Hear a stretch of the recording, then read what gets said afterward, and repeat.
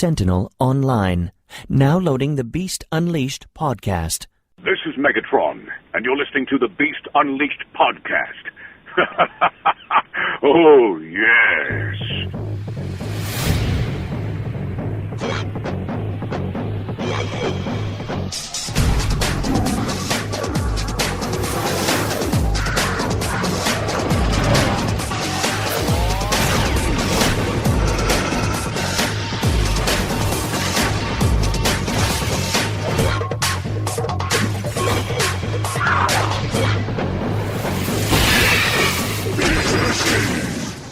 This episode of the Beast Unleashed podcast features Stephen C. Phillips, Mike Blanchard, and Michael Wilson.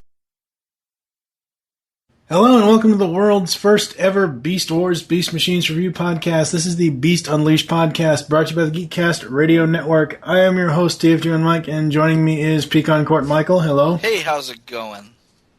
Pretty good. And Steve Megatron. Good day, sir. Who might not have actually been here if we might have had to kill him again. Who? I will kill you, Steve, with your scratching.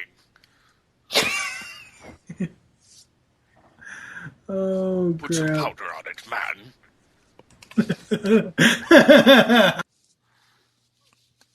Okay. Yes, my voice is doing much better. Yesterday I couldn't speak at all. Today I'm so hopped up on, we could call them medication. If you quit typing thing, I will kill you with a spoon. Are you on Motrin? No, I took Your time of the contact, month? cold and flu. I will kill you with a spoon. And I've taken a couple Benadryl. So, yes, I have clear sinuses. I have no more sore throat. I feel great. I will kill you with a spoon. The spoon. I can tell you're hopped up on something. Wow. Let's see, he's hopped up on a combination of Motrin, ibuprofen, Advil, Benadryl, Dimetap. Feeling a little crampy. Those don't work. Talk about some dark glass. Oh my god. You know what? There's this magical word that rhymes with it called kiss my ass. But it's a special kind of medicine that they prescribe to ass hats like you. Hey, stop stealing that's my word now. Leave my word alone. That was my word first, ass hat. Yeah, but I stole it from you, ass hat, and I've been using it on Twig all the time now. And then see, my special medication, you have to deliver yourself anally, so just go back off into your corner. So. Okay then, so we're going to be reviewing 3 more episodes of Beast Machines Season 1. This is actually going to be Wong. What the hell is a Wong? One long discussion for the Revelations. Discussion. Okay, Elmer Fudd. The Revelations 3-parter from Beast Machines.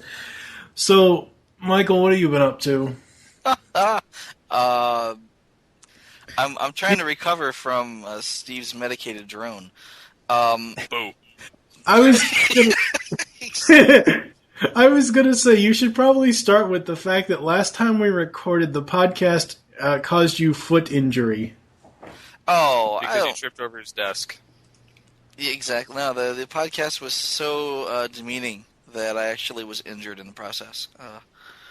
I don't know what happened. I was, just hanging out at my desk, as I usually do while we podcast, and my foot was hurting. And I kind of stumbled up the stairs thinking, ow, maybe I should have that checked out sometime next week when I have time. Or maybe, whenever, right? So the next morning I wake up and my foot hurts so bad I can't stand on it. And I was out of commission for a couple of days. I took off work and went to see my podiatrist. And he said, oh, you have a really bad inflammation, and here, take these drugs, and you'll be fine in a couple of days. And I was fine for a couple of days, but, it was just a tough road to hoe to get to that point, because I'm stumbling around on these crutches that are 20 years old and falling apart, and I don't know how to use them properly, and only fell twice, damn near killed myself, and broke my wrist. But, That sounds like me when I tried to use chopsticks when I was 10 years old. oh, And he please. poked his eye out. Exactly. I want a Red Ryder BB-5 shooter pair of chopsticks. Sorry, kid. You'll poke your face out, kid. That's right, your whole fucking head. No, it was just a rough time, and after about a day of the meds, I could, stand, but I couldn't really walk, and by the second day, I could walk. And I'm still going to the podiatrist to make sure everything's okay, because now the other foot's kind of hurting, because I've been favoring that foot, and now it's got a lot of pressure on it, and, I'm a mess. I'm telling you, I'm getting old. Don't get old, boys and girls. It's no fun. It's not pretty. You're only 37. I know, but... I like my foot's only in there. I know. Shit's She's falling like, apart. it don't feel bad. Yeah, I know. Well, Just slap a Band-Aid on it. It'll feel great That's right. in the morning. Rub some dirt on it. Mike would like to rub something else on it, but Ew. I don't think that's work. That's not medically feasible. I don't think. Oh, God. I don't think that'll do any good. So what other fun family outside of being injured stuff have you been doing since we last recorded? Family-wise, not much. Aiden is back in preschool. Chrissy's back to work. She just had parent-teacher conferences tonight, which was interesting. She was telling me the story before the podcast tonight about, parents showing up and talking about their kids, which is always exciting to hear about. And, that's a... No, it's not. You just wanted to get to the makeout session. Don't lie. Oh, well, making out with my wife is always a benefit, a plus, if you will, a boon upon me. Other than that, yeah, stop it. he's choking his chicken. I know. And Steve's over there like, well, why would you want to make out with your wife? That's gross. I was like, I'm married. That's what wives are for, dude. Duh. Duh. Why do you think I got married, dumbass? Well, there's that in the tax break, but, I am what tax break did you get into? Because I don't have one. You don't The own a home. government says bend over and take it every year. Oh, no. You definitely, it's better in taxes, better in property taxes, better, it's better all around. Maybe if you have kids, but if you don't, Well, that doesn't, no, it's just being married, filing jointly is huge. No, we got fucked hardcore last year. You don't file jointly? Oh no, we did. Well, then you're doing it wrong. So, That's what she said. is that what your accountant said? Do you have an accountant? No. Maybe that's part of the problem. Okay, so... Anyway, yeah. So to sidestep the whole issue, I love my wife, and I'm very happy. We've been married. Well, no, I know that. We've been married 6 years now, so... I like how you Anyway. put that pause in there to think about it. I had to do the math. It's like we were married in 2004. It's 2010. That's Wow, I graduated that year. Now he's really making you feel old. I know. That was Well, a personal Gramps, insert comment. What's funny though? There's a guy at work. He's much older than I am, and he's like, oh God, I said, it's my birthday, and he says, well, how old are you? I said, I'm 37, and he said, well, I've been married that long.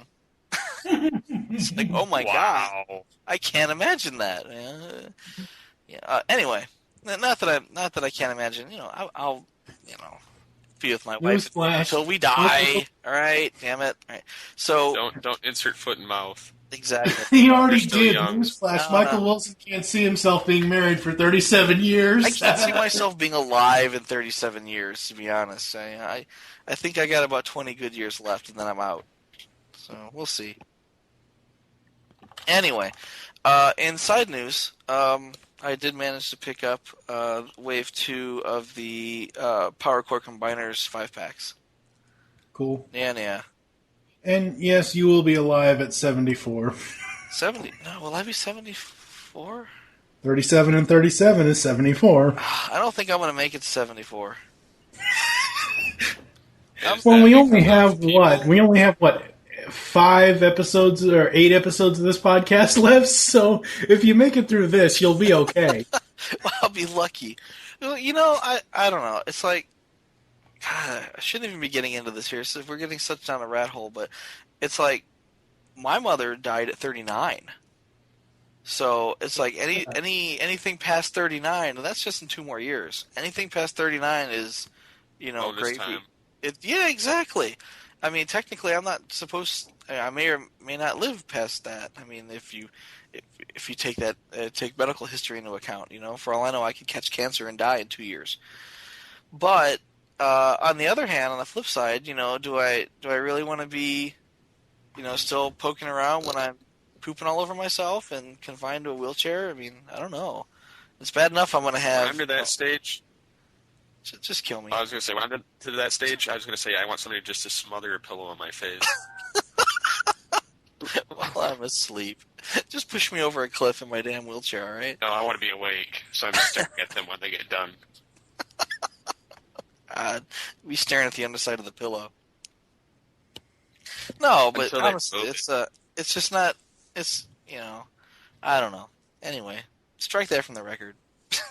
So, Steve, what have you been up to? Killing people. No, in all honesty, no, I've been Abusing over-the-counter medications. Last 2 days.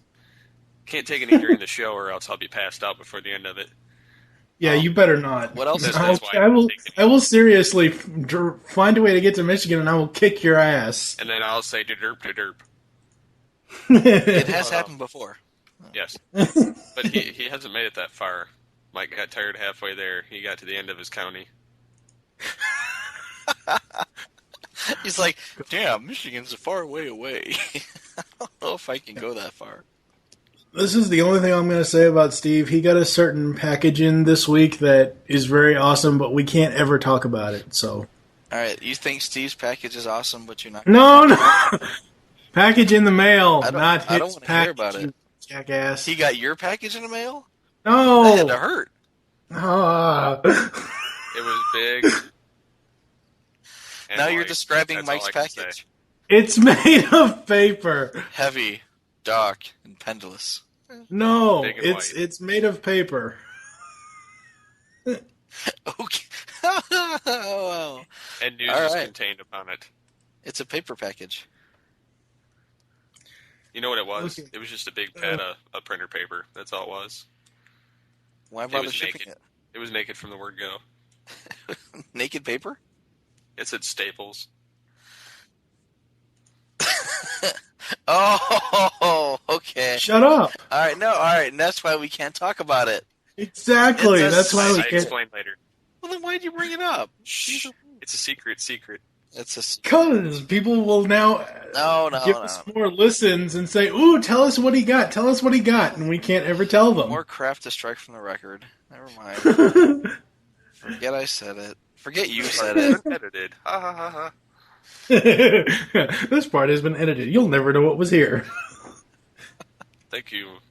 Oh crap! I think we should get on to the episode before we all die of laughter in the intro. Oh. Well, that's what the intro's for. So, really quick, I've actually the only way I could find a way to sell them to get other toys was I actually sold my Shattered Glass Gold Bug. I sold it to BBTS and I got $60 in credit. So, yay! Really? God, you get ripped off. $6. Not really. Not really, because he wasn't really complete. I didn't have the missile or the bio card. Oh, seriously. And a complete one on eBay is going for $150, so What was it $60 is Shattered Glass Gold Bug BotCon 2006, I think. 2008. 8? And you only sold it for $6? 60. 60. Oh, I was gonna say 6. I was gonna say you're fucking stupid. No, I not paid $6. 6. 60. Well, I guess if it's incomplete, that's not so bad. Yeah. You know what I really want? That's BotCon. I want that motherfucking 2006 Megatron from Beast Wars. Even though Oh, it's a that Cybertron one? Defense. Yes, even though it's Cybertron Defense Scattershot or whatever. I don't give a crap. I want it. It's too damn expensive. I'd really like a 2005 BotCon Ratchet. You know what else I'd like? Good luck. I'd like Ravage. Which one? The one based on Beast Wars. Oh, he wants the Tripredicus agent. No, the X9? Agent. Yes, the X9. The Tripredicus agent is different completely. Yeah, you want the X9 out of Japan. Whatever. They don't sell those. I rarely see those on eBay anymore. I mean, I should have bought one years and years ago and just paid the $100 for it. Because nowadays you're not going to see them at all. It's a shame. Yes. It would be easier to get the BotCon Tigertron. Oh yeah, and you can repaint it.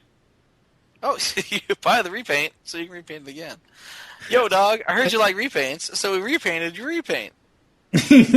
I'll custom it for you. Yeah. And I think this is what I'm going to be getting with my my credit once I am credited with my BBTS account. The blue Transmetal Optimus Primal. Wow. Really? He's blue. You know, there's some that are purple in some parts of the world. I know, but that's rare.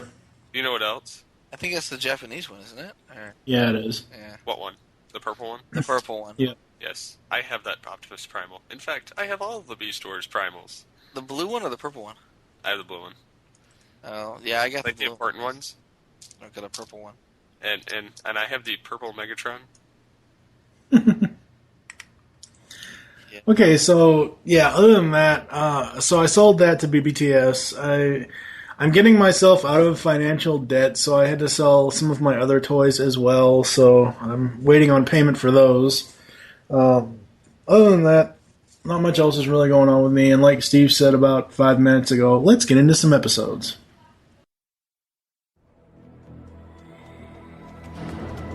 I don't believe it.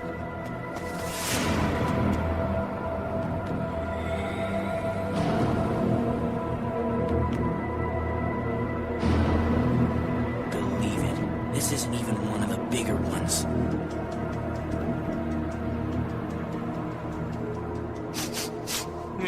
No residual carbon scoring. Man, these sparks didn't go offline. They were removed. Then they're still alive?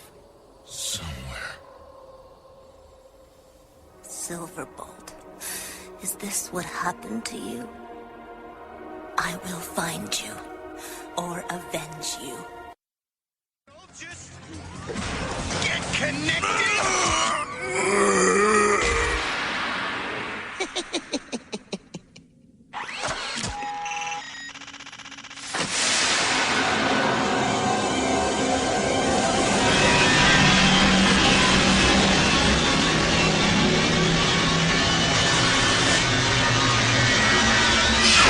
I did it! I'm actually seeing inside his mind. Hey, what's going on? Having trouble steering? Wait a minute. I plug into Turret Beak and get back my own memories? Still, this is my big chance to finally find out what happened when we came back here.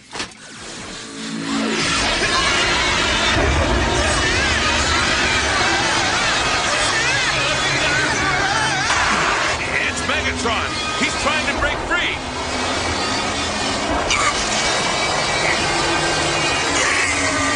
Well, that's the end to him. And us!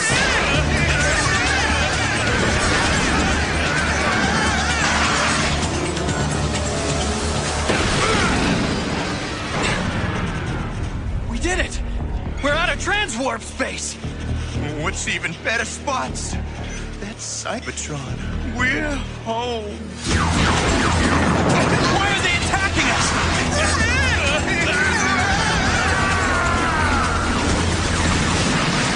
Oh, man. I don't remember any of this. Redtrap, stay focused! You must complete the mission! Oh, no.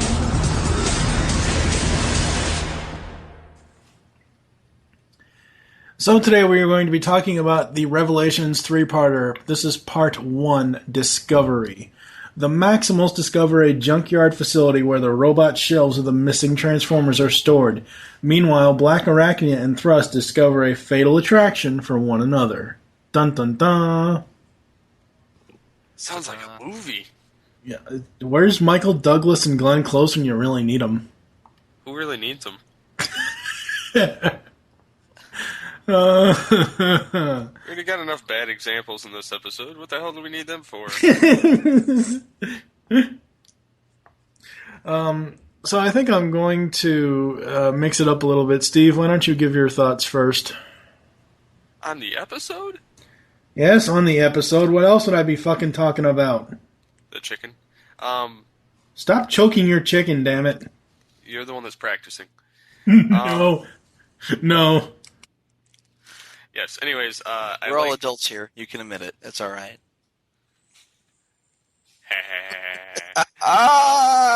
Sorry. Anyways, I like how Rat Trap starts off in the episode by complaining about his shitty robot mode. and how much his body is useless. And then Black Arachnia is like, don't underestimate it, Rat Trap. It's ugly, too. That was funny. Why is it every time we find a prime piece of real estate, we gotta be evicted by these clowns? Which leads you right back to, we're running away! Run away! Yep. Yes. Anyways, I like how they start off by being cornered with Thrust, and Rat Trap is figuring out that not everybody's sparks were extinguished; they were removed. And then Black Arachnia, of course, wants to go on a suicide mission to try and use some of this goo that Rat Trap's engineered. But yeah, you're jumping way ahead. Yes, I'm losing my mind. The goo is bouncing off. The goo doesn't happen until a much later episode. Goo. Gouda? Anyways, because Rat Trap knows about the sparks being taken anyway, Black Arachnia is thinking Silverbolt is one of the Viacon generals. Unfortunately, not really knowing which one. She wants it to be Thrust, but rather there's a odd thing that she figures out anyway. Yeah. As far as he's concerned. Yeah, we don't even get to figure that out just yet. What does she figure out? Which spark is in keep which talking, vehicle? Steve. Oh. Well, it kills me because Thrust is casting Silverbolt's shadow. So I it's think like, they did that on purpose to throw you off. yeah, it's like, are they beating us over the head with it? I mean, and then, yeah, dumbass. I know. I know you know, but we're not trying to spoil it. But what I'm saying, yeah, without giving anything away, what I'm saying is, the visual cues are there to beat you over the head with the insinuation that Thrust is Silverbolt. Mm-hmm. And Thrust is remembering all these things that make it seem as if he is Silverbolt. Mm-hmm. He responds to the name Silverbolt, so it's like, okay, how much more proof do we need? Well, he is a red herring, so... Pretty much. We don't find that out till later, but... Moving on. But anyways, yes, they come across the spark extractors. The massive one. It looks like something they stole from, Reboot or something. I was thinking it looked like the Alien Queen. And it Give would me all your sparks. something like that. It's almost like a mother brain. Or are we on the right episode? Because I'm talking about how just kind of how it looks. It's got its own little mind, its own little head, and then it's got these little kind of tentacle things that want to take the sparks out. Yeah, but you're jumping ahead to part 2 though, because no, I'm not. Yes, you are. They show it in this episode though. But I mean, as far as the way it looked, to me, it looked like the Alien Queen because it's got this big, broad, flat head, and it's huge and it's kind of tethered to the wall. You don't actually see its legs. Maybe they're tucked underneath them. And you kind of half expect Black Arachne to be like, "Get away from him, you bitch." They don't actually say it, but it's there. Yeah. But yeah, anyways, the machine does pick them up and try to extract their sparks. Yep. And Black Arachnia blows it up.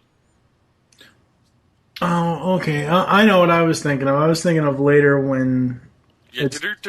Shut up. I was thinking of later when Jetstorm actually does extract her spark. Never mind. Anyways.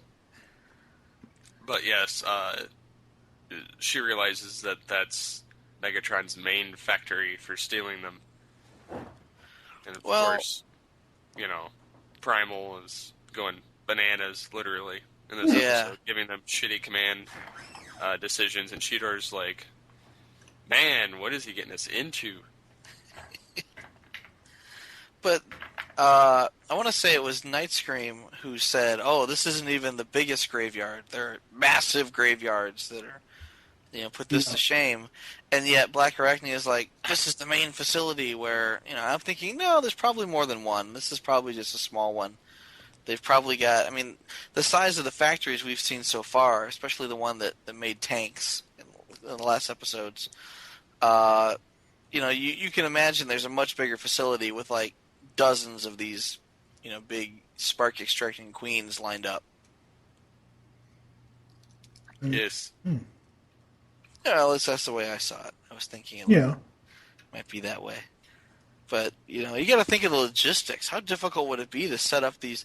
We're literally talking like concentration camps here. This is like, send them to the showers, right? You've got huge lines of Transformers walking into these buildings and really not coming back out. So you got to think, how do you even begin to build something like that? I don't know. Well, first you start with a shovel. Yeah, well, you can't even use a shovel because at this level everything's metal. You got to dig a little bit deeper. But yeah, this is literally like the Cybertronian version of Auschwitz here. Yeah. And Megatron is Hitler. Oh, exactly. Yeah. Only he's much more intelligent. Well, he wasn't, riddled with syphilis and high up on whatever the hell his doctors were giving him. But he was full of bestiality. Oh boy! Watch your History Channel, kids. I don't remember seeing anything about that on the Nazi channel. See a TBO earlier episode, Megatron versus Barney fight. Oh, I thought you were saying that Hitler was into bestiality. Oh, he was okay. Megatron. Like I said, you don't actually pick that up on the Nazi channel. So wait, that's where Barney came from.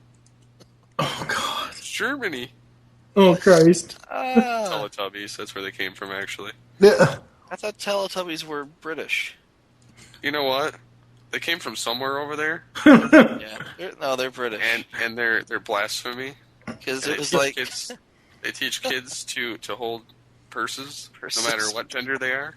Okay, so just to clarify just a little bit, the reason why Steve brought up the Megatron fucks Barney thing is over on the website at geekcastradio.com we had a bunch of people commenting on episode 21 of TBU and about their hatred or lack of hatred for Nightscream, and I said, ooh, Megatron has a new playmate. Megatron fucks Nightscream now.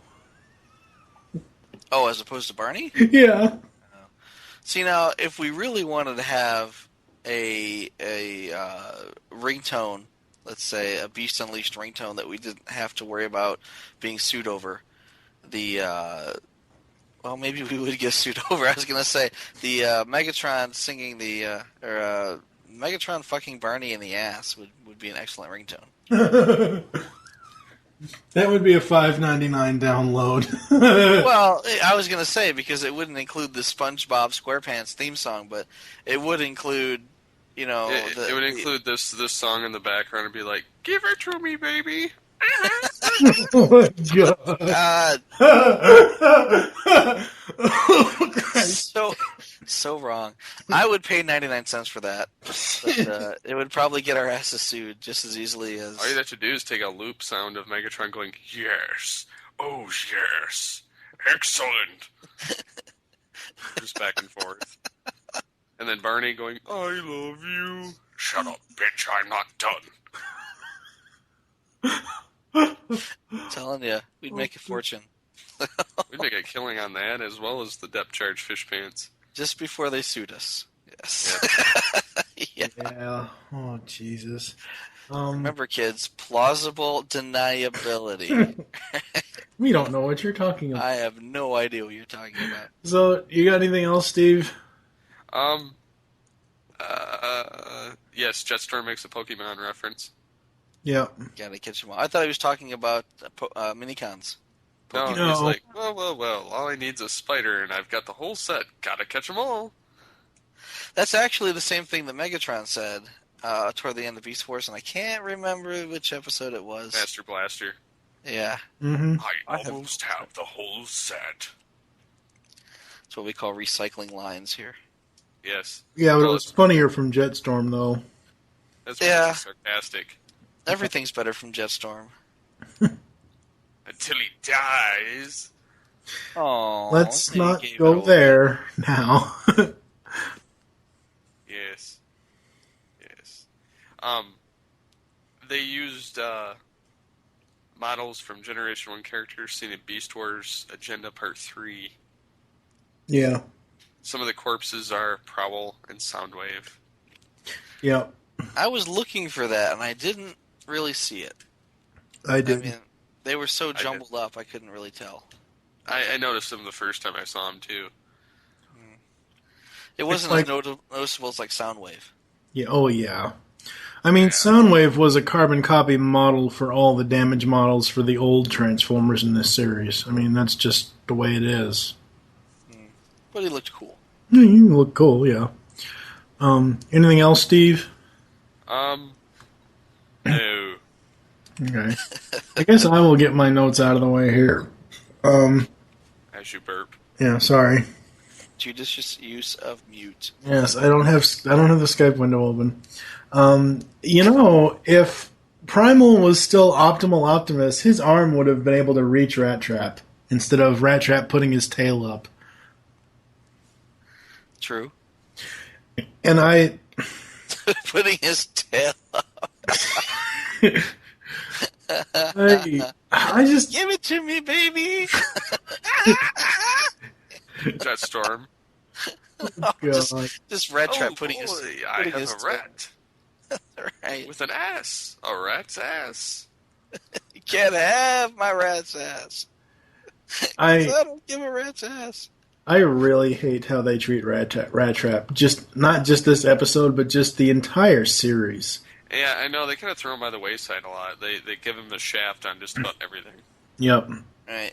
It's like, he's kind of in trouble now because he's got, inferior hardware, but he really did a lot previously. And see, that's the problem, though.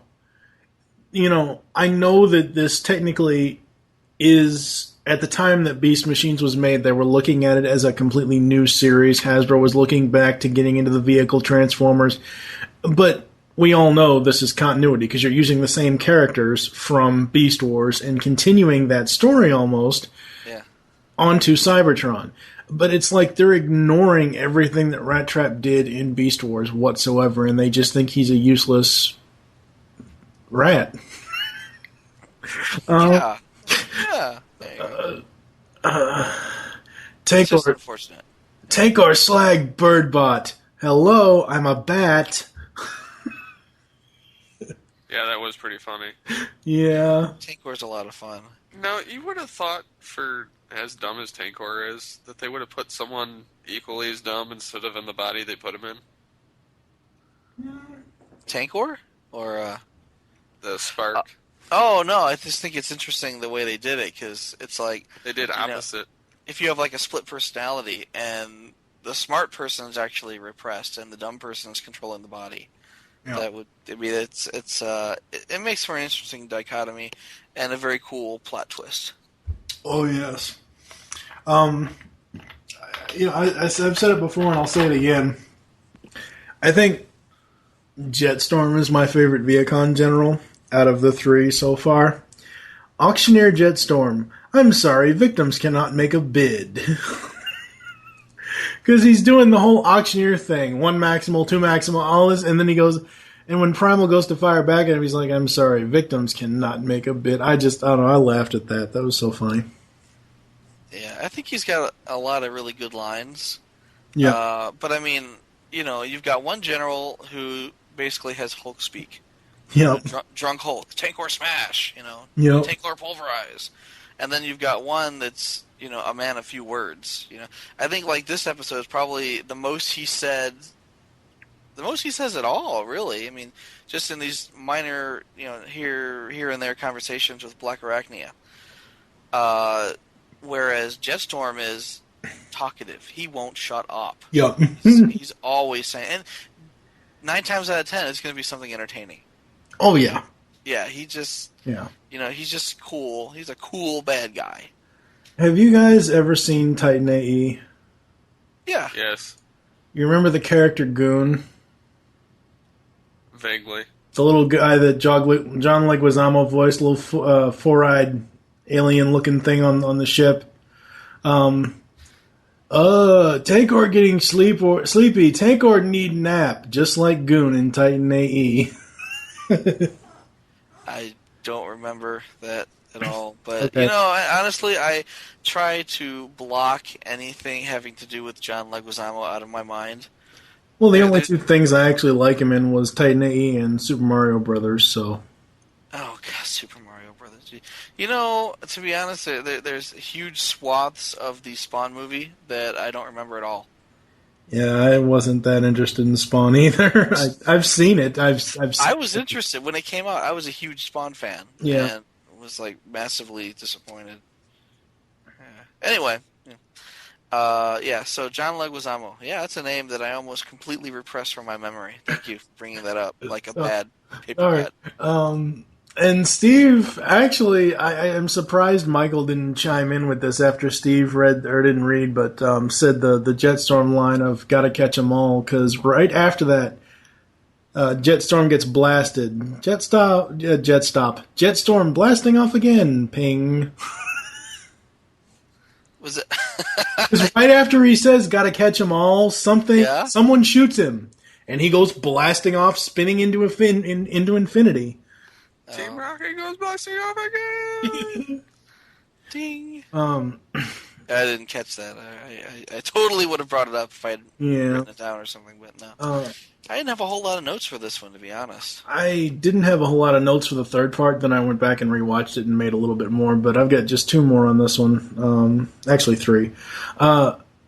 Thrust asks Black Arachnia what is wrong with her positronic brain. The only time I have ever heard this term, other than this episode, was in iRobot.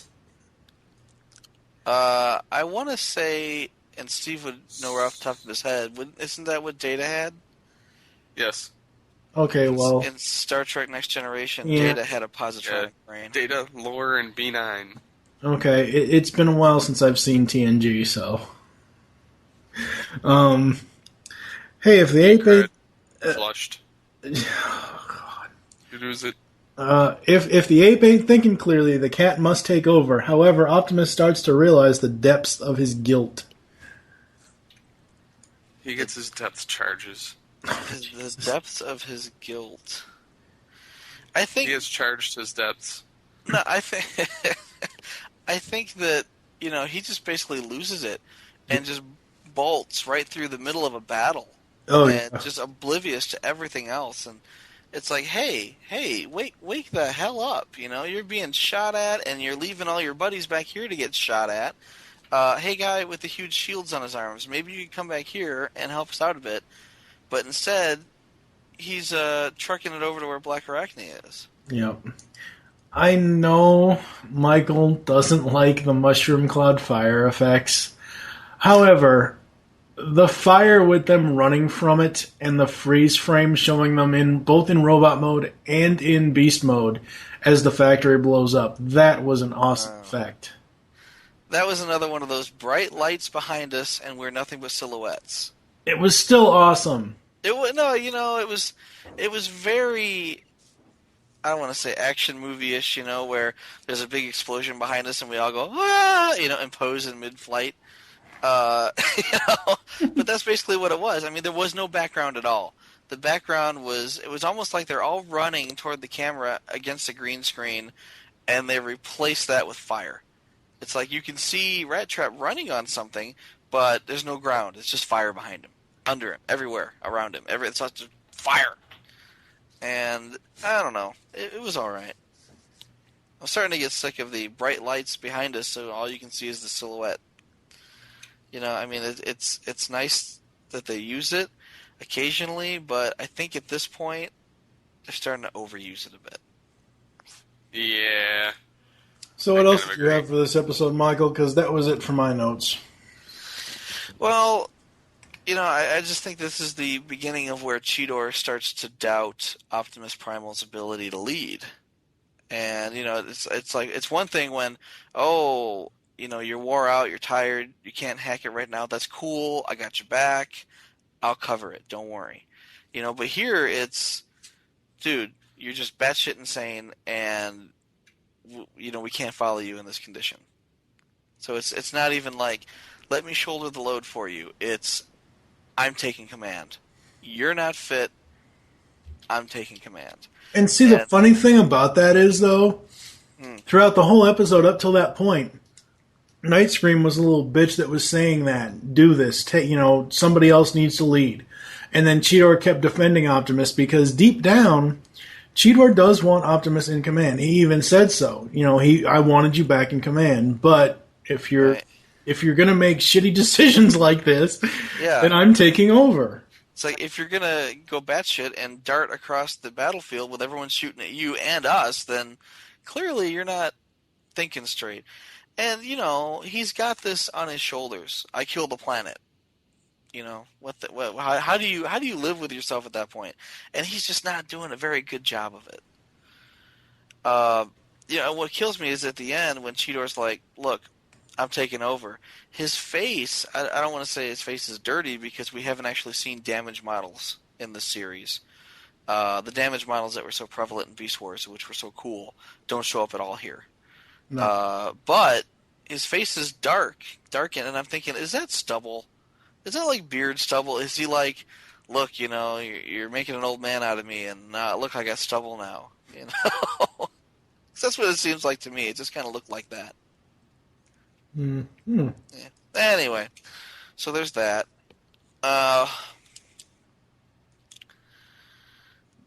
Speaking of new CGI models that we hadn't seen before, Thrust flashbacks are awesome because they have great new models of Black Arachnia in her Beast Wars bodies. Yep. Yes, in all of their bodies. Yeah, even in creepy spider mode. And that's neat. I actually had to stop and look at those screen by screen. Yeah, flashbacks don't happen in the first part, do they? Though. No, they happen in this episode. At least Thrust's flashbacks do. Oh, his first flashbacks of her, right? And then the team because he's like in they this don't look place, happy. I almost remember, and then he's thinking back, and he sees her, and he sees her, first in her regular mode. And then he sees her in her Transmetal 2 mode. And the Transmetal 2 mode just is awesome. And again, they keep making these strides. But I think they made an entirely new model for her. Which is interesting, because she only showed up for like a second or two at the most. Yeah. But it was still cool to see. And later on we see some more. But it reminds us that with the increasing computational ability, the models are going to get better. The graphics are just leaps and bounds better, and if we could do the same thing today, if we could go back and rescue some of these old models and bring them back, we could have a killer show. Just killer. But yeah, so I really like those models. I wish that he could have maybe flashed back for a couple more minutes and thought about her some more, so that we could see some more. Oh, we see some more coming up in part 2, though. Some more of No, not of Black Arachnia per se, but more of old animation stuff. Well, there's I don't want to say part 2, but I know that in part 3, they've got the Rhinox renderings. Well, in part 2, they have the scenes from the past. What happened at the end? Oh, yeah. So we'll get to that. Yeah, okay. I almost forgot about that. Yeah, those were good too. We'll get to that. What else you got? That's about it. We can go unless you want to recap something. Okay. You have any other thoughts before we move on to the second part, Steve? No. So part 2 is subtitled Descent. Cheetor leads a dangerous mission to bring out Tankor's old Maximal personality. In doing so, Rat Trap discovers a major clue to the Maximal's missing memories. A dangerous mission. Shut up. If you should choose to accept it. That's right. I'll take famous titties. This message will self-destruct in 5 seconds. Suck it, Trebek. Oh, you made Alright. This podcast will self-destruct in 41 minutes. Podcast, good. I'm sorry, but you are no David K. Grimlock from Animated. Yeah, just shut your face. I thought that was Tankor. No, that was not Tankor. So I'm going to go first, because Steve stole a lot of my stuff last time. You told him to. Your thunder, bitch. Tree swinging, spark following monkey. Yeah, he did that. As the episode opens, because he's supposedly hooked up to the Oracle or the Matrix or whatever. The orifice. He's hooked on phonics. I was surprised that they didn't use his early Beast Wars model again, because he's clearly on a jungle planet. He's swinging through the trees, and to me, it just seemed out of place to see his new trans-organic body. But the difference is, and the reason why we didn't see that is because the jungle planet is Cybertron. The Matrix is showing him, because I've watched these episodes 3 times now. The Matrix is trying to show him, bring back the organic, but they're not telling him yet to meld the two. The technological and the organic. The way that these episodes are spawning out so far is they're saying that Megatron is purely technological and that Optimus is purely on nature or the organic side. Right. Or at least, I don't think he's purely on the organic side. Not himself, but his cause. I should have said his cause. No, I think that what he's saying is he actually comes out and says, I don't know if it's this episode or the next, but no, it's the next episode where he actually says, I understand what's going on. The planet used to be organic, but now it's purely technological, and the Oracle wants us to merge the two together and find a balance.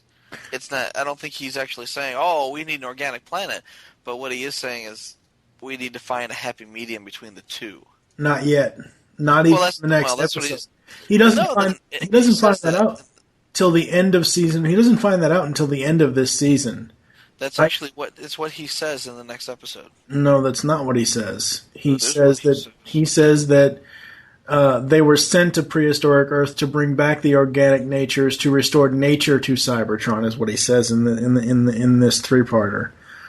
Right, but what and Steve, back me up here, man. What he says is the Oracle wants us to find a balance between the two. He says the word balance. He's always saying balance.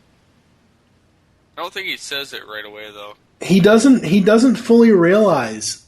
He doesn't realize it until the balance thing until end of the line, the season finale, where he's like, "Oh no, it can't be. Cybertron can't be purely organic or purely technological. It has to be balanced, but he doesn't realize that until he's killed all his buddies at the end of season 1. Well, I don't think he realizes till episode 1 of season 2, when the Oracle says, "Hey, look, dumbass." That's right. The big battle at the end of season 1 carries in. Yeah. Okay. Anyways, so Optimus is pretty much exiling himself from the group. You know, you would think that he would entrust them, and that again goes back to my whole thing of they have all the continuity from Beast Wars as far as the characterization. You know, he doesn't have to do this alone, but they wrote him in this like he still has to.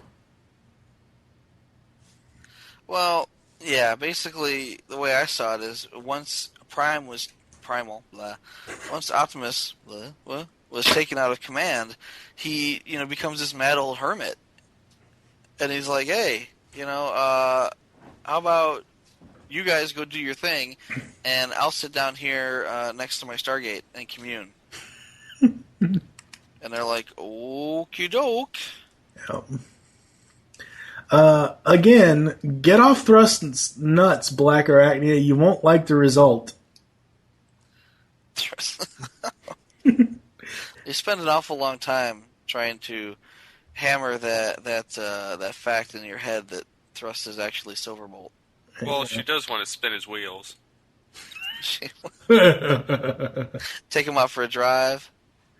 Play with his spokes. Oh, Jesus. Put a baseball card in it, listen to it. Did you say baseball card?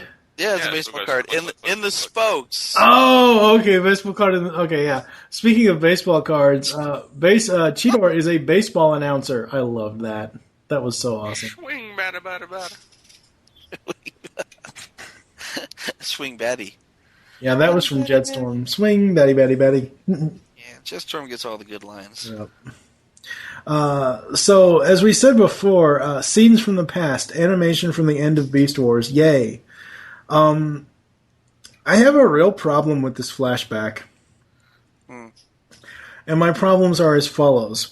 So, in the flashback, even though they are surprised to be fired upon once returning to Cybertron, Primal and Cheetor just run. Hello, they could have flown, duh. And I mean before the virus hit them. Maybe they didn't make it very far. I mean, it's possible that they just made it off the landing platform. I don't know. That's as far as you get. They hit the ground running and, oh, fuck, I'm dead. And when the transformation virus pods hit Silverbolt, they show him for a brief moment, then never show him. What could he have de-evolved into? He was never transmetal. He was yeah, I was thinking the same thing. He turned into a puppy with wings. So cute. So cute we can't even see it. We would die of cuteness. And my final note for this part was this was more epic of a going offline for Black Arachnia than what happened in Beast Wars when she went offline inside the little cereal bowl of Rhinoxes. Permanently. Definitely. Yeah. No, it was definitely better because I mean it was literally like she was dying. I'm ripping out your heart. How you like them apples? Oh man. What? No, I mean seriously. No, like, I know. It's just you said how do you like them apples? I'm thinking, and I wish I had a piece of glass to slam my hand up, but I'm thinking, there, I got a number. How do you like them apples from Good Will Hunting? Good Will Hunting. Yeah, but yeah, that's basically it. It's like it was a very tense moment because he's. This isn't a very easy or quick process. It's like, all right, I got this big thing here, and there you go, and I'm going to drag your heart out of your body. There you go. And it's the whole time you're thinking, holy crap, they're not going to let her die, are they? And regardless of our hatred of Nightscream, at least he reacted to it. Yeah, the classic, no! How many no's have we had so far this series? Just for Black Arachnia in this 3-parter, we've had 2. When she got underground with Thrust, Optimus said it, and now Nightscream. So just 2. so far. Oh, yeah, no, I'm thinking in the series why there's got to have been at least 6. Yeah, probably. It is so overused. And the other one that's overused is period. Yeah. We follow Optimus Prime. Period. I mean, this is Cheetor's favorite word at this point. Mm-hmm. Period. My monthly flow. Period. Yeah. Okay, then. As I say, with period. Period. Do what I say. Period. Steve, what did you have for this one? Well, I like that Primal goes on his little hunting mission in the AllSpark and basically, again, loses his mind, becomes delusional. I like that Rat Trap discovers, about Rhinox, but to begin with, he thinks that it's him. And then he's like, wait a minute, how's it me? How does Tankor have memories of me? And then he realizes it's Rhinox because he sees his own body fall to the ground. I think it would have been better if he had, turned his head and saw a rat trap over there and said, okay, maybe it's not me, it's somebody else, but they're in there with us, so it must be... Yeah, but then that would kind of give it away right away who it was. See, and that's the thing. That's why they never show you whose memories it really is until you see the Tankor model and you see the reflection from the visors. Yeah. Of the Tankor model that it is Rhinox's memories. Well, yeah, at that point I think you only see his face. Yeah. Reflected. Yeah. No, the Tankor model comes out in part 3 and it's awesome. Yep. It really is very cool. Yes. And then, of course, Cheetor's wanting to hardwire Rhinox to make him go maximal again, and Primal's like, no. You can't do that. That would be very unmaximally. And then Rhinox is sitting there accusing, Primal of being stupid and all of them. Yeah, I'm not sure if I have an opinion either way on that. Part of me is like, yeah, stick around with his head until he's a good guy again. Because honestly, Rat Trap doesn't have his Ed 209 bodysuit anymore. You have 20 seconds to comply. Yeah. So we need a giant tank on the team. Because, Tankor can't move very fast. He's not going to want to run all the time. He's going to be like, screw this, I'm blowing shit up.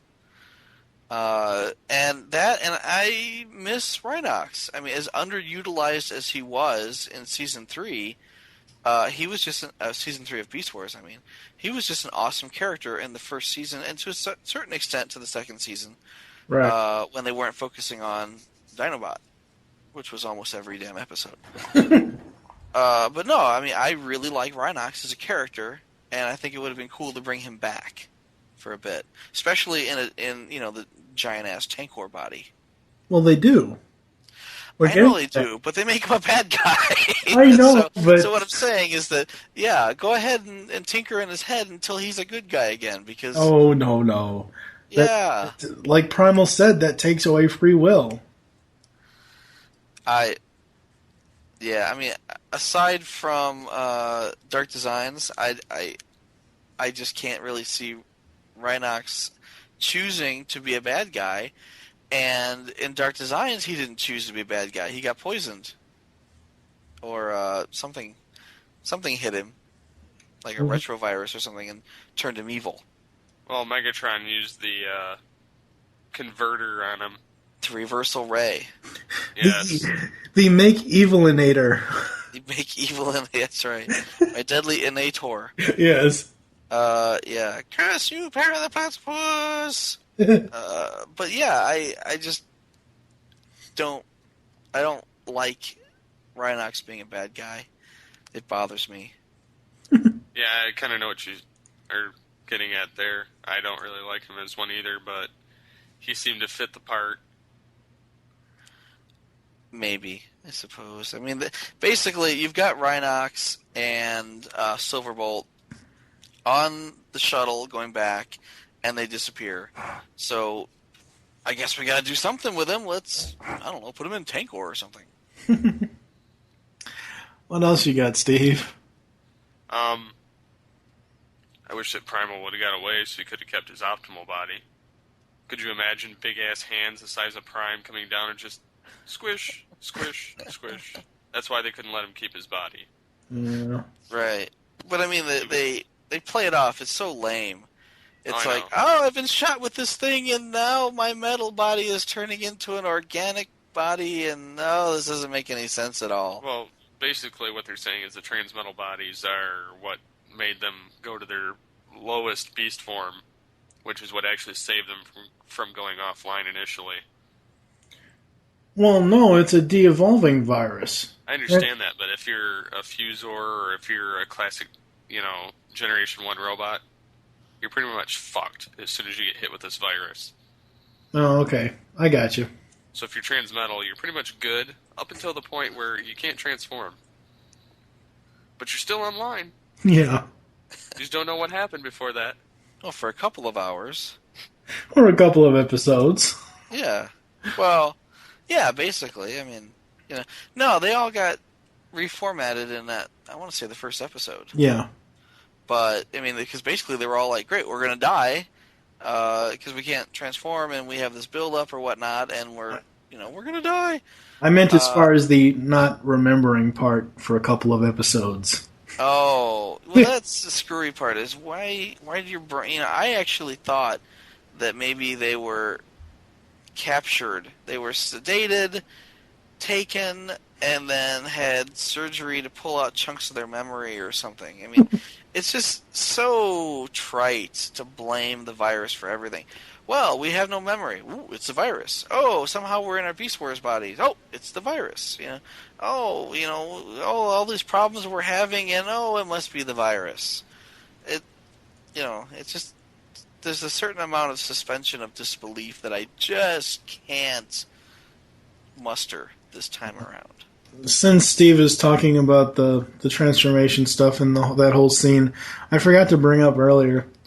In the ship, Cheetor goes, "Why are they shooting at us?" Rat Trap says, "Hello, they don't recognize us in these metal fur coats."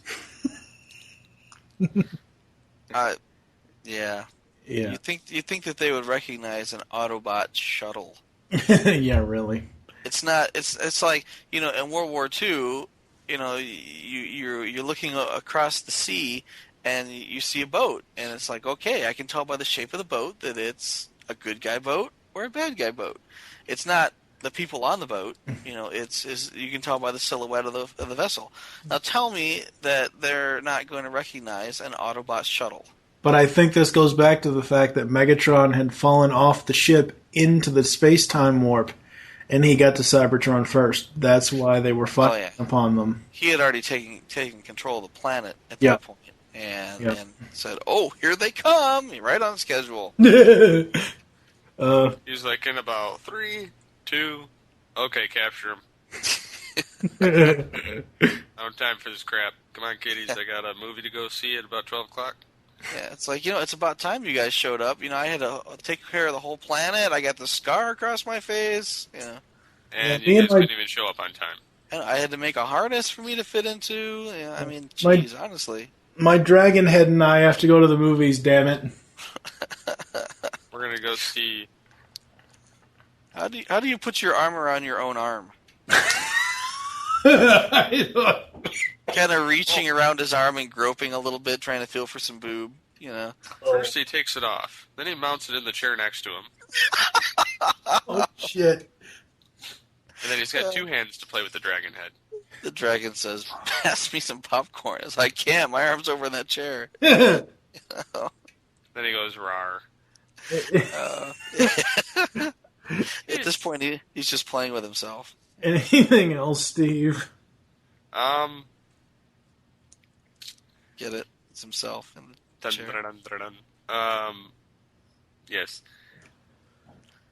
Cheetor's got a funny line. "As of this moment, we're going on the offensive," Black Ratnia says. "And who are we offending today?" I love that. Yes. I'm offended. Yes, I like that. Mm. So is that it? Other than that, I pretty much...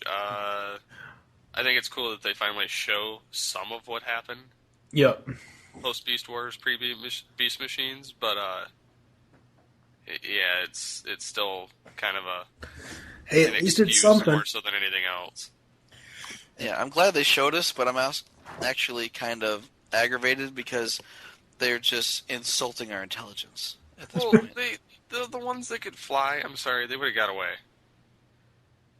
Yeah. I mean, really. The other point that they're really trying to insult our intelligence is Red Trap has bombs. Yeah. It's like he's bitching and whining, oh, this body's worthless, and oh, my body sucks ass, and then, hey, look, I got a bomb. It's like, you know what? Your body sucked ass in the last series, but you had bombs in your arms. And that was make them, and they're plants.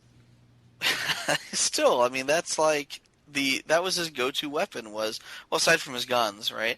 Yeah. But you know, he had bombs in his forearms. He could just pull one out and chuck it over his shoulder, and that was it. Yeah. You know, read it and die, or what did he tell? Read it and weep. Read it and weep. Read it and weep. I didn't know he said weep, but Yeah. yeah. I mean, like he told Tarantulas, he tosses him a bomb, and ta-da! Got a couple of Billy bombs here with your name right on them. Eat them and weep. Eat him and weep. That's Eat him and weep. That's it. But that was, you know, that was his thing. And, you know, true, he doesn't have a gun, but what's to stop him from picking up a pistol and putting it in his backpack? Just like he did the bomb, I'm assuming. Well, because miraculously they disappear into the dead zone and they don't come back. Oh, yeah, because when your head comes out of your ass and your arms suck back into your body, when you transform, that doesn't leave a whole lot of room to store guns. No. Yeah, and you really have... He has this nice, convenient little handle that allows his Maximal buddies to carry him around like a suitcase. Yeah, well, he's put stuff back there before. Well, you know, I just thought of something. Get your hand out of my ass! I can't believe it took me till now to think about this. If you look at Rat Trap's robot mode in Beast Machines, he's basically a hover round without the actual hover round. And he doesn't hover, but I mean, because the guy has no goddamn feet in robot mode. It's just two wheels. He's basically either a hover round or a fucking scooter. No, he kind of looks like a paraplegic in a wheelchair. That's kind of sad, actually. It does. You know, he's got a little sign, a Vietnam vet, you know, please give, you know. What did you have for the second part for notes, Michael? That's pretty much it. I was aggravated about Rat Trap having bombs. Why the hell does he have a bomb and not a gun? You know, because that was his thing. He was a sharpshooter. You know, why wouldn't he have a gun? I mean, you got to think. Every dead Transformer doesn't have a rocket launcher mounted on its shoulder. You know, you could literally, you know, you could cut off one of their arms, and I'm sure there's a glass gun or, you know, something, you know, in there that's going to pop out when you push the right button. It just didn't make any sense to me. And you know, the whole Tankor is Rhinox revelation was very cool. I mean, especially when Rat Trap gets into him. He plugs in his tail, he dials in, and there's no dial tone. Beep beep beep beep beep. Yeah. It was actually what I thought was cool was the old handshake sound. Yeah, and this might be before your time, but in the days of dial-up, you know, where you actually had to have a modem that would call your ISP and connect, and it would make that sound. Yeah, I know what you're talking about. It's called a handshake sound, but it was literally, you know, when he was able to hook in, it made that boom boom boom sound. Yeah, and I thought that was cool because I haven't heard that in years. Yeah. Back in the day, that was like, you know, one of the sounds you wanted to hear. The bane of our existence. Well, no, I mean, when you know, the worst part is when you tried to dial up and you didn't hear that sound. Yep. And it's like, oh crap, something's wrong. Their modem's bad, my modem's bad. There's something wrong with the phone line, something wrong with the phone company, you know, and now I can't get my porn. What the hell? And on that note, I think we should move on to part 3. So, Part 3 is subtitled Apocalypse. Nightscream fights to retrieve Black Arachnia's stolen spark. Meanwhile, Optimus is able to contact Rhinox's spark, but Rhinox deals him a major surprise. Surprise! It's a birthday party. How did you know? You guys, you shouldn't have. Oh, man. So by this point, we know that Rhinox, or Tankor, is Rhinox, and Rhinox is in Tankor. But the Rhinox personality isn't quite out yet. He comes out briefly, and Cheetor's trying to teach him to come out. Oh, God, that sounds so horrible. Yeah. But my first note was, it's when Rat Trap and Cheetor are on the mission to, retrieve Rhinox's memories and all that stuff. And they go, Rat Trap asks him, how's this plan of yours supposed to work again? And then Tankor is all over there chasing them, and they run up this little post, and then Rat Trap says it back to him. Or he says it back to Rat Trap. Says it back to Rat Trap. How's this plan of yours supposed to work again? I'm just going to run up the St. Louis Arch and hide here for a bit. I am serious. Go ahead. Well, no, exactly. I mean, they run up the arch, and he says, this way, and they get up to the top of it, and why don't they just slide down the other side? I know it. Does that make sense? I didn't get it. It's like, jump to the other one. I am seriously missing my old turbojets right about now. He remembers. Yeah. I know this isn't saying much, but could Jetstorm be Val Kilmer and Nightscream be Tom Cruise because of Jetstorm's line, nice moves, kid, but around here I'm Top Gun? Oh, you're digging really deep there. I'm like, Val Kilmer? It's like, whoa, that really bad Batman? Hey.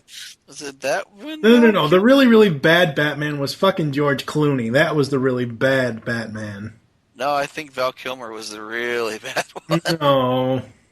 I could be wrong. You are wrong. All those crappy ones kind of blur together. Sorry. Hello, Dark Designs Rhinox. It's more so, I wrote that down more so as a callback to that episode, more so rather than his actual coloring in this episode, but I mean, that would have been awesome too if they would have used his Dark Design coloring. Yep. Yeah. I still think they should have made a repaint toy out of that one. Oh, yes. I would buy that for $1. Stop saying that. I've actually blocked and reported that guy as spam. I hate that crap on Twitter. Are you serious? I'm dead serious. There's a guy that I don't know if it's a robot or not, but when you mention RoboCop in a tweet, he responds with, "I'd buy that for $1." And it's I forget the guy's name, but his Twitter handle is for $1. And for me, one of the coolest, most memorable parts of RoboCop is that commercial, and they keep showing it over and over and over again. And he's like, "I'd buy that for $1." Yeah. I think that's just so cool. And then he retweeted, or when he responded to me, I thought that because we talked something about RoboCop. I forget what I said, but he responded, and I thought that was so cool that I retweeted it and then favorited it. Oh, Jesus. And if the listeners are not on Twitter, they're not going to understand what I'm talking about. But yeah, I didn't realize you were so hostile against. I'd buy that for $1. No, I'm not really hostile against it. I just said I blocked the guy and reported it as spam. I'd buy that for $1. I love that. So, getting back to Revelations Part 3 here. Yes. Final note here, and I'm surprised Steve hasn't brought it up already, but they make a mention of Megatron throughout the three-parter, but this entire three-parter never featured Megatron at all, not even once. No, unfortunately not. Steve has no lines. Lame. I'm surprised. Even in the first episode where, it's like, why are we here? What the hell's going on? And what is this virus? And blah, blah, blah. Even then, they had at least one line from Megatron at the very end. Yeah. Yeah, him laughing. Yeah. Yeah, I mean, it wasn't much, but it was something. Yeah.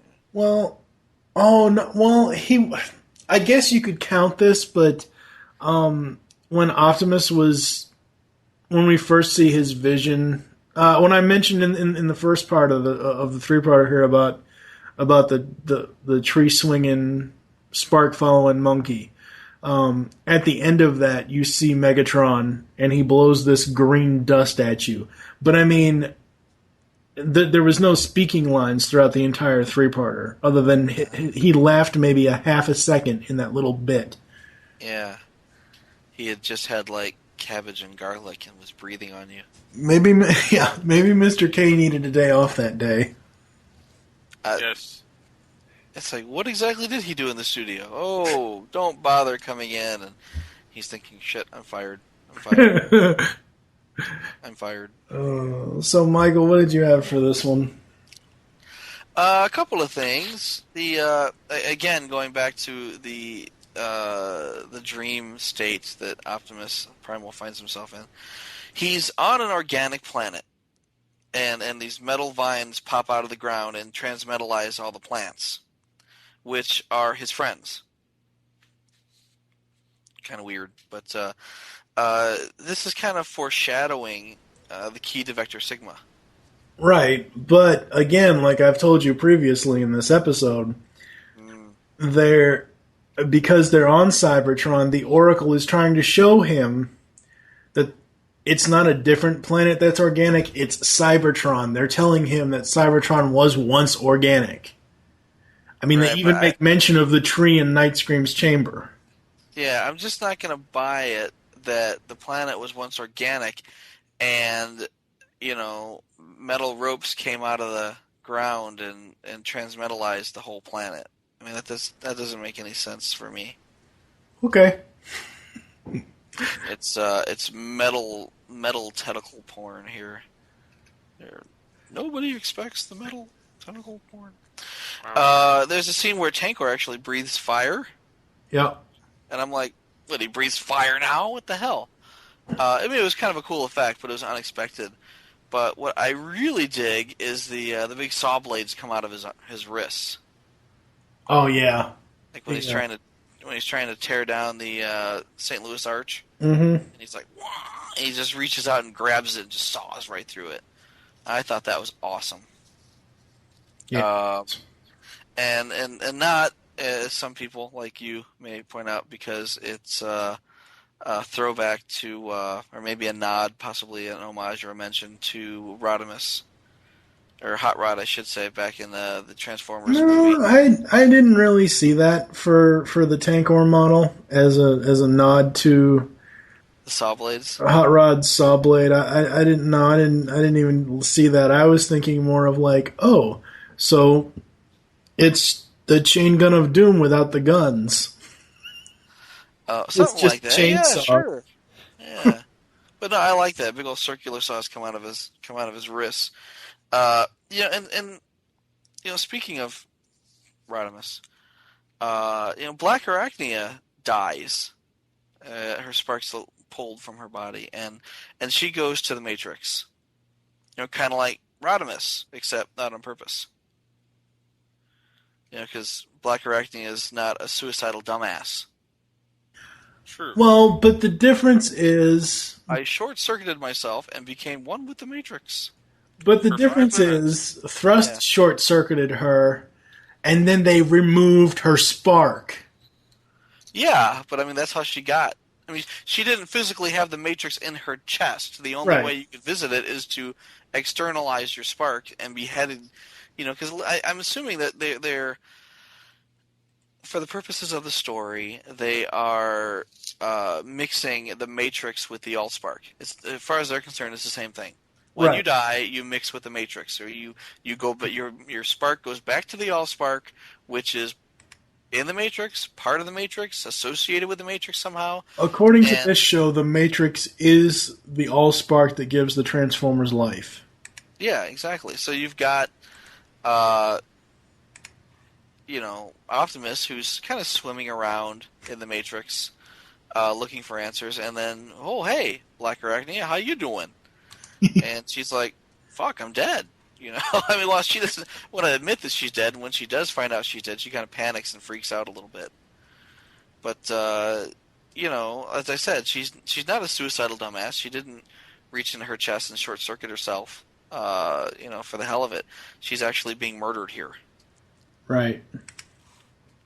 But yeah, I had to dig on Rodimus for a moment because I don't like him.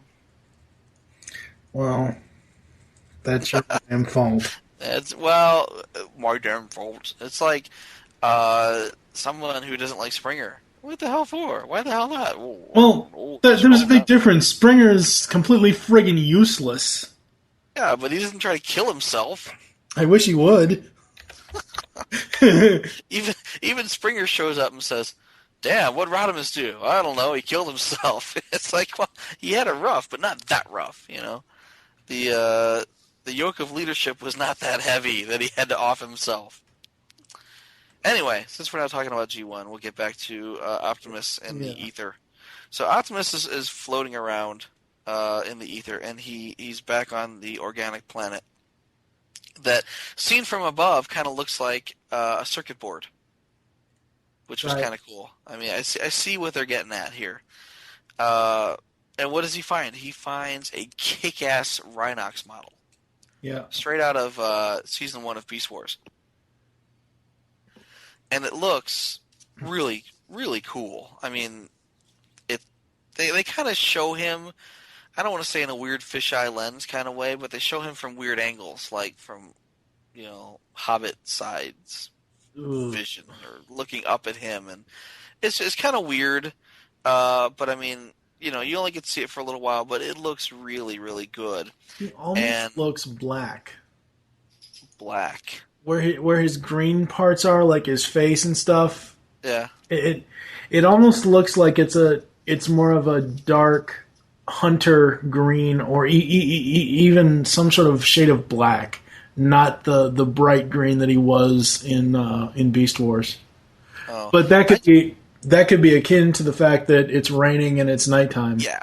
I kind of figured it was because it was dark outside and it was storming, and it was almost, you know, like Frankenstein, where it's dark and it's storming and there's lightning and it's alive. You know, there's Rhinox. But you know, we'll say it again. We need a new Beast Wars series with updated graphics, with new models, and it would be awesome. And I think that more than a few people would be excited to see that. Original voice actors, please. Unfortunately, yeah, none of them are dead yet, so it's not like bringing back Starscream. Oh, well, at least you had said Starscream and not Jazz. But anyway, well, that would be nice too. But you know, Phil Lamar does a good jazz. Oh, he does. He does an excellent jazz. But the thing with, you know, I agree with you guys. I would love to see an updated Beast Wars Beast Machine series. There's two, and in the future, as of next year, there's 3 problems with that. And they all lead back to Michael Bay. Ever since those fucking movies came out, I seriously doubt Hasbro, unless there's some sort of fan outcry or somebody storms their offices demanding Beast Wars and Beast Machines, there's never... I'm not going to have it. Not in at least 10 years, maybe. Once they stop making live-action films, maybe it will happen. But until then, it'll never happen, unfortunately. All right, well, what I find aggravating about the Bay movies is that you can have a perfectly good Transformers cartoon on the air, and the Bay movies will come along and kill it. Yeah. And, you know, we saw the same thing with Transformers Animated. Yeah. Unless you make a movie version cartoon. I don't even want to watch that at this point. I'm so not looking forward to that. Okay, so back to your thoughts on Yeah. To digress, let's say. I dig hearing Rhinox's voice coming out of Tankor. Yeah. I just dig that. I like it a lot. I think that it again would have been really awesome to have a giant Tankor being a good guy, Rhinox. I think that would have been awesome. Lastly, and this is another one of those weird plot holes that I'm not really happy with. But the Matrix told you that it wants trees on Cybertron. It's like God told me to build a satellite dish. I need a satellite. Gotta watch me some cable. Exactly. Well, it's like televangelists. God told me to be on TV. He told me I need a satellite. It's like You said to give me all your money. That's right. And the Matrix told you it wants trees on Cybertron. Seriously? Okay, that's just fucked up. And if the Matrix sent you to Earth to come back as animals, why not just send someone to Plant World to come back as a plant? Oh, but wait, there's... That was my next line. Oh, wait a minute. They kind of do. Yeah, they're really thinking on this one. But, I don't think that, Covenant of Primus aside, I don't think that you can take the Beast Wars and assign that as, quote-unquote, will of God. The whole reason we went back to Earth was not because we were chasing Megatron or that Megatron stole the golden discs or that, we were unwittingly fulfilling the Covenant of Primus. It's because the Matrix made it so. It's because, oops, I pooped my pants. Yeah, my pants are full.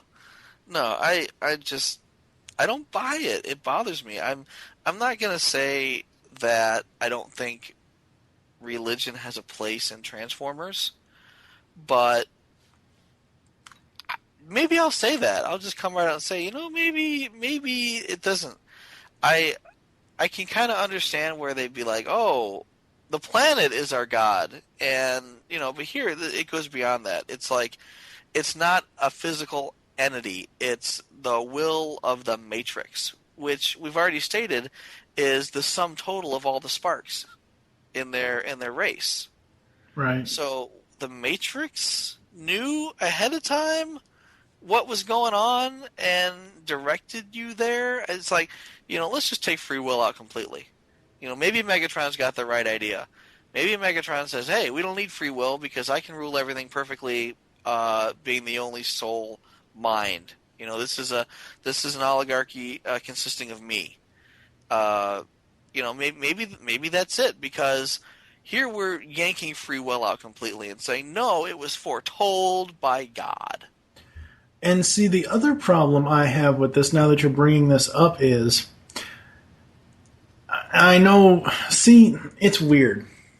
Okay. You have G1, okay, and as convoluted as G1 is, because it's all made up different stories, it's not really one continuous story like Beast Wars and Beast Machines is. You get to Beast Wars, and they bring in all this continuity from G1, different homages and all this and all that.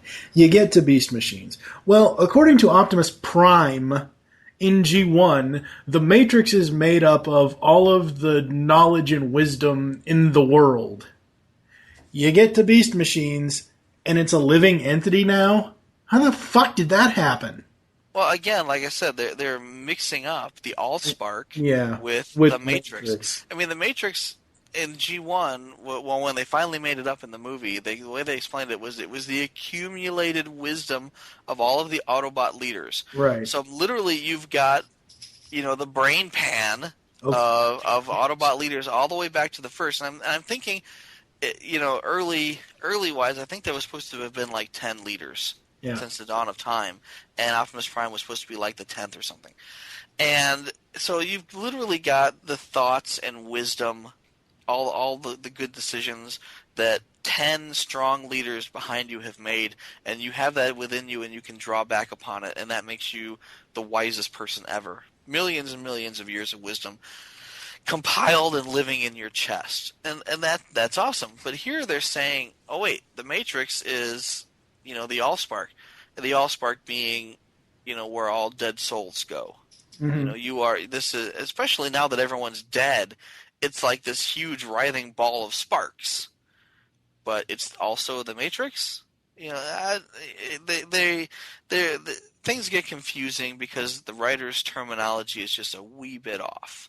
It's kind of like how frustrated you get when you watch Michael Bay movies, in that it's like, wait a minute, the AllSpark is a giant cube, and the Matrix is this weird tribal tattoo thing? What? Did the writers watch any G1 at all? The Matrix was they a didn't. boomerang. Exactly, it's a bad tribal tattoo boomerang. But no, it's like that. It's frustrating. I mean, and at least with Beast Wars or Beast Machines to a certain extent, especially with Beast Wars and Beast Machines to a certain extent, you know that the writer's knowledge of G1 is limited, but you know, you try, again, it's that suspension of disbelief. You try to work it in your head so that it all fits in order to you know, rectify the canon. And see, I'm really questioning and wondering, because it says in the commentaries, Bob Skier brings up several things, or he brings up the same point several times.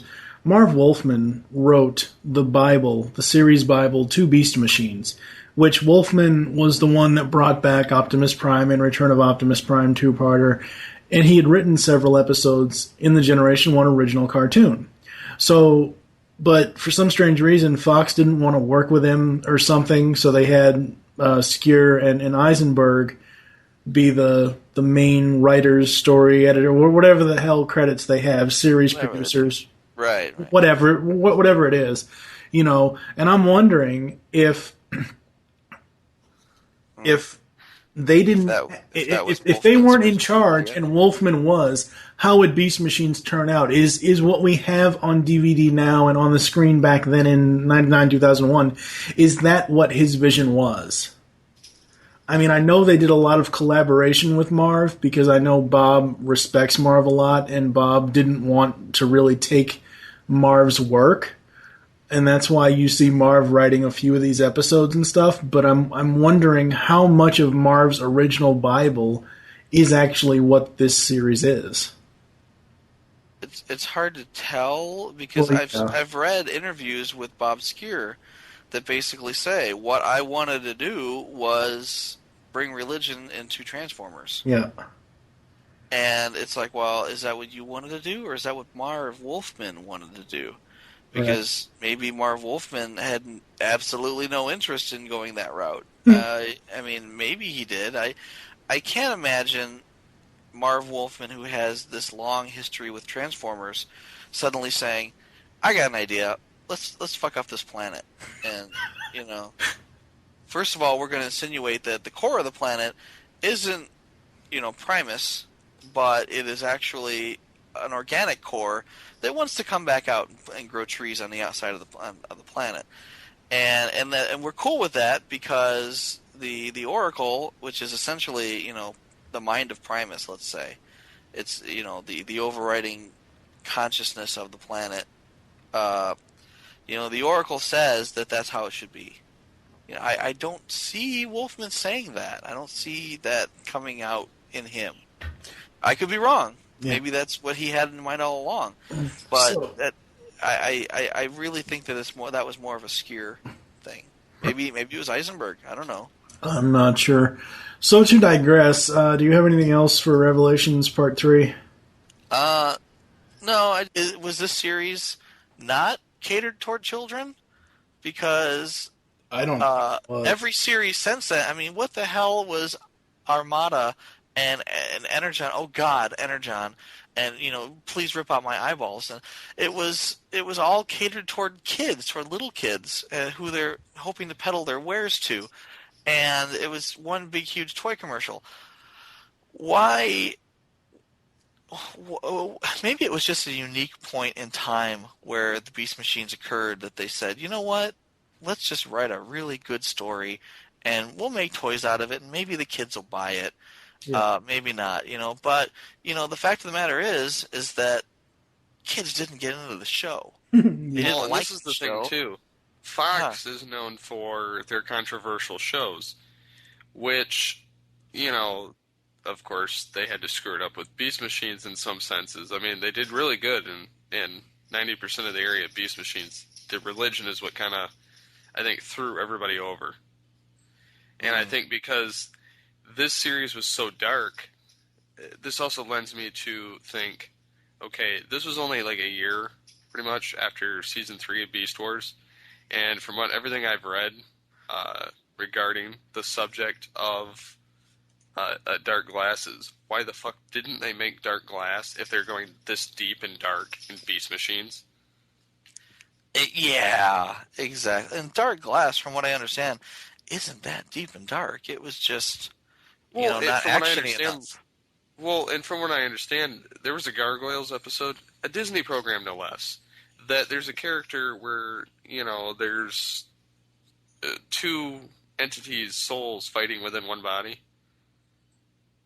So that would have been roughly the same thing. And it would have been the same thing, and that was around the same time. And why couldn't they have done that? I don't know. I mean, it's here I am to digress, of the opinion that maybe the reason Beast Machines only lasted 26 episodes is because the storyline was so out in left field, and the result, as of, episode 26 is they screwed up the planet, at this point. It's like that trope. They ruined everything forever, It's like they ruined it so badly that they had to switch to a completely different canon to escape from it. And see, that's the thing, too. I Twice. Don't think that they should have switched from this timeline. They had a good thing going. I mean, they could have, they could have still had, like, the Botcon comics and continued from here. And had, older Transformers still come back from away missions, have, some beasts that are the techno-organic, some that are the Beast Wars level, some that are, just everything. Yeah. No, I kind of want to defend Hasbro's decision to go with a new canon at that point, because we would still be trying to justify Japanese canon at this point. How does them Argentinian repaints fit into the main canon? It's like, yeah, I'm all for saying just scrap the whole lot and start with a new canon. The Unicron trilogy, is that the canon we want? No, not really. No, not really. It's just so convoluted at this point. Because literally, I want to say it was the year 2000, maybe 2001, when they first announced Armada at BotCon. And they said, look at what we got here. And I thought, wow, that looks very Power Ranger-y. And Aaron Archer sat up there and said, and you may be thinking this looks a lot like Power Rangers. And what we're doing is every couple of years we're going to switch storylines, kind of like Power Rangers. You get a couple of years of, regular Power Rangers, and then a couple of years of, Dragon Power Rangers, and a couple of years of Ninja Power Rangers, and a couple of years of Rescue Vehicle Power Rangers. And none of those Power Rangers are related. They're all a new group of kids, and possibly even entirely different planets and mythoses. But, it's the same idea. And the names and the transforming will carry over from one line to another. But there's always a crossover episode to link each Power Ranger series. Dun dun dun! I don't know a whole lot about Power Rangers. I'm not going to say either way. But, what it comes down to is they're like, we're sick of trying to justify our canon across all these different toy lines in different countries and all these different years. Let's just scrap the whole thing and start over. And yeah, I understand their need to do that. I just don't like the way they executed it. But anyway, yeah, I agree. Yeah, to digress, we're just getting far afield here, and I'm just ranting, evil, angry rants at this point.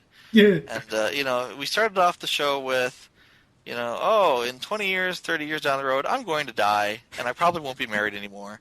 And here I am ranting about, how much I hate Transformers and God shouldn't be in Transformers. So where basically, the hell have we gone? How did this happen? So basically what you're saying is you're losing your Transformers religion. That might be the best way to put it, yes. Losing my religion. God, this is like the second time in 2 weeks that I've made that REM reference in two different shows. Holy crap. So, Steve, your thoughts on Part 3 of Revelations Apocalypse? Burn it. Burn it. I like Rhinox coming out finally. Da-da-da. But coming out. he came out of his robo shell. And he wants to, be in Megatron's bed with him, so to speak. But yeah, I mean, it's other than that, there isn't really much to tell other than Tankor's got plans. Tankor's got plans? I think it throws to his Rhinox, plans. same thing. Oh. No, technically it is Tankor's got plans because the episode ends with Tankor saying, or Rhinox or Tanknox or whatever you want to call him. He says the next, enjoy it while you can, Optimus, because the next time we meet, it will not be as allies or whatever the hell he says. Yes. Okay. Yep. That's pretty much what he said. But, I mean, he didn't say, haha, I'm taking shit over now. Which, if Dark Designs is anything to draw from, he fully intends to take over from Megatron.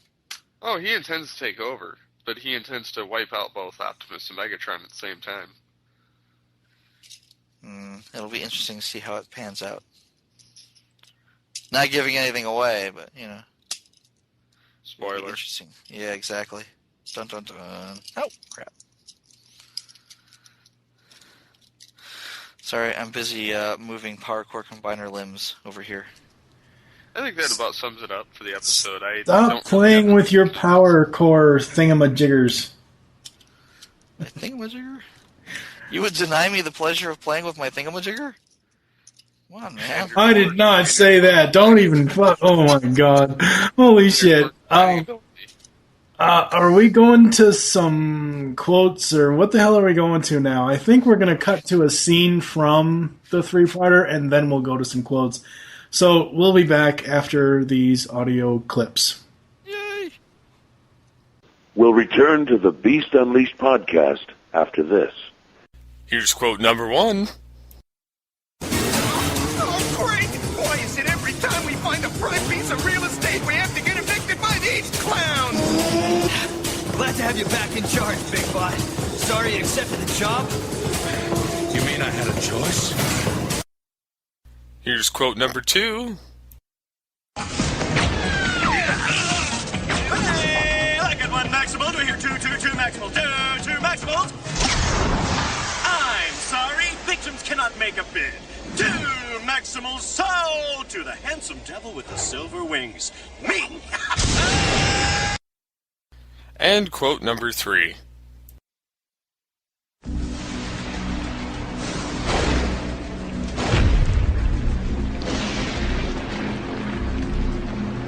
Rhinox, thank the Matrix you're alive.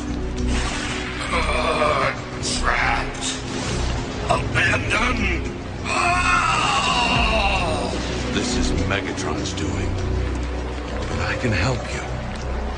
Stay away from me. Megatron isn't the problem. You are. You don't know what you're saying. Megatron has started a war between the organic and the technological, but we can't overcome the destructive force of his rampant technology.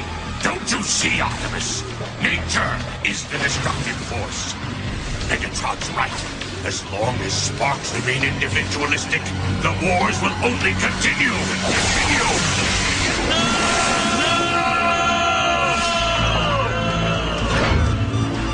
Rhinox!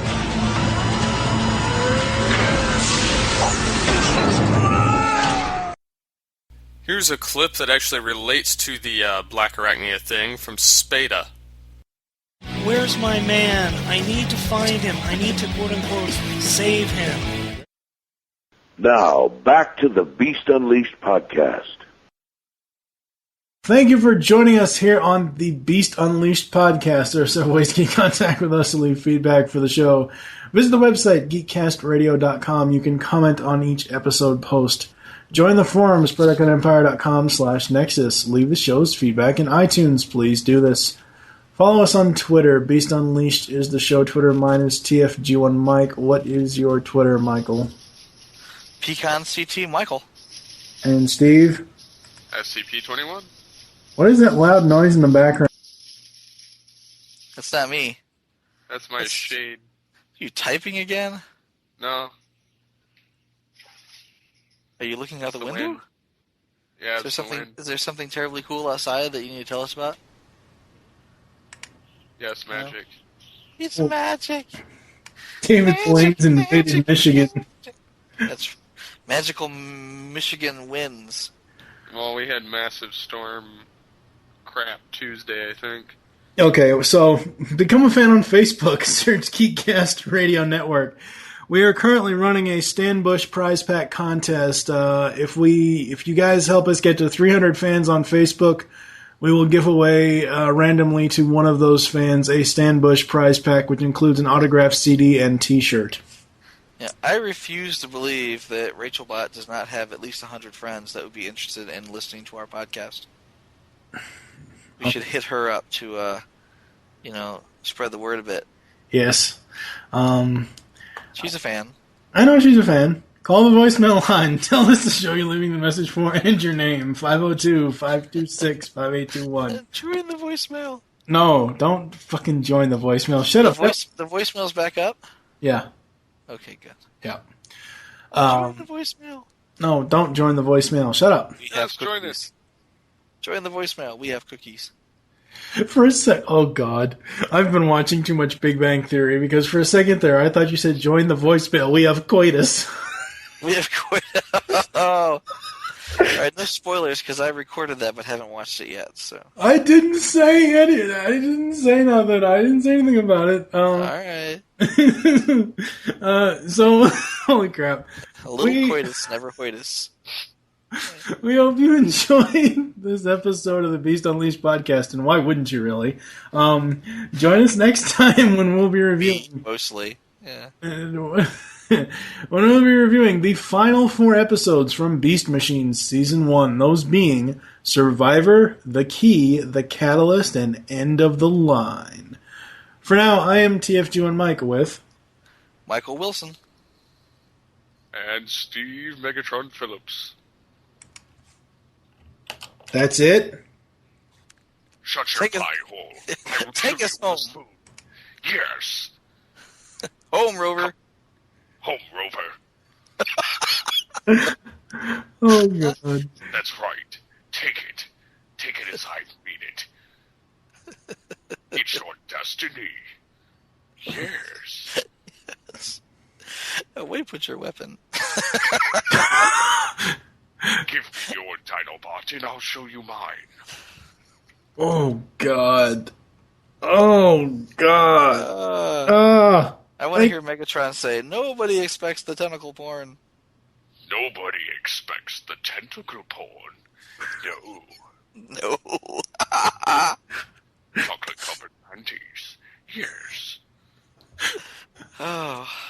Okay, thank you for listening. Until next time. Bite me. Oh, fuck.